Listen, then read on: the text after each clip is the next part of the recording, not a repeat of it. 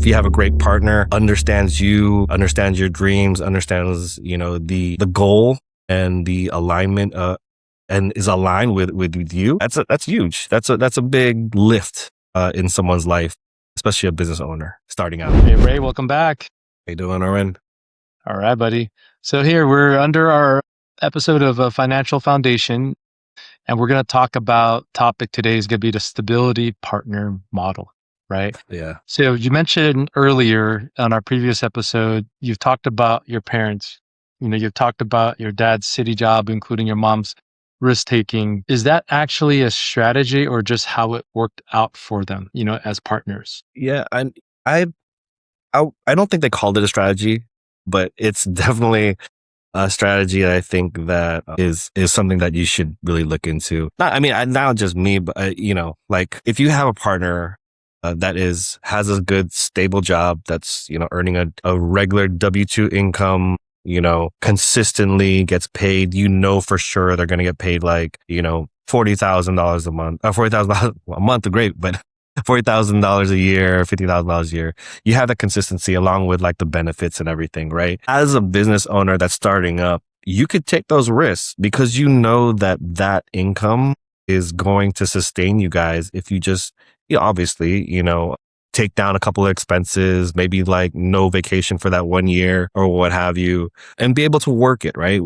If you know what the baseline is, we can just lower the expenses and be able to take more risk and start hitting home runs. With the business, you never know. It could be a seasonal thing where maybe only, the first 6 months you're making money and then you're quiet for the rest of the year. So, having that stability and to be able to, play off of your partner is big. Now, if you don't have a partner, you are working a job, a W-2 job, and, doing the business, when you don't sleep.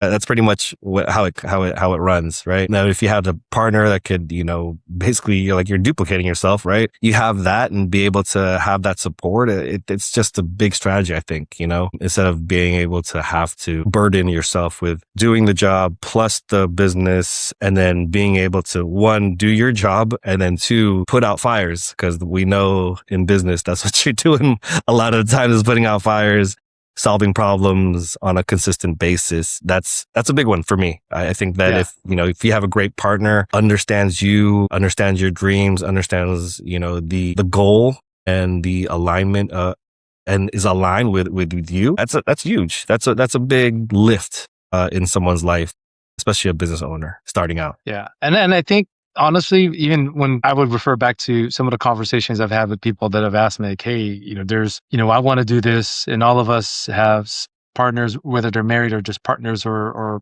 engaged, whatever. I'm like, someone has the ability to chase a dream, as you said earlier, right? As their stable income. Some people don't have income and they're still going to chase a dream anyway and go into debt, charging cards and just taking out loans, which again, is their purview, their risk. But I think the strategy to do it is, whether people call it or not, it is some sort of strategy.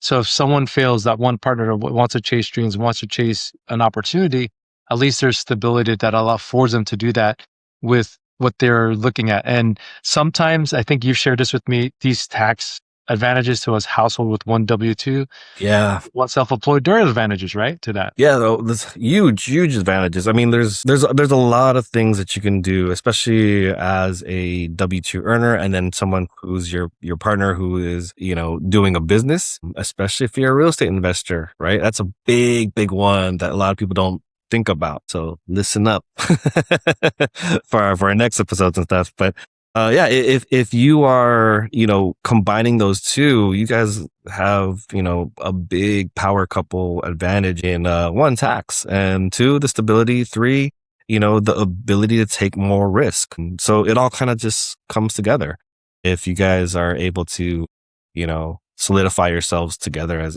a one big unit. So, hey, well said, man. And I'm excited about the next episode too, because this was a good one with the stability partner model.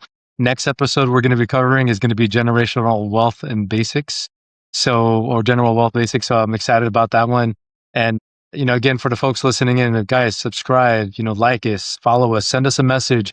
Ray's here, he is our expert, and there's a lot of years of experience and successes we've documented here. So, we appreciate it, and we've helped a lot of folks already that have been listening to some of our other episodes of Ask. So great engagement so far with these people, Ray.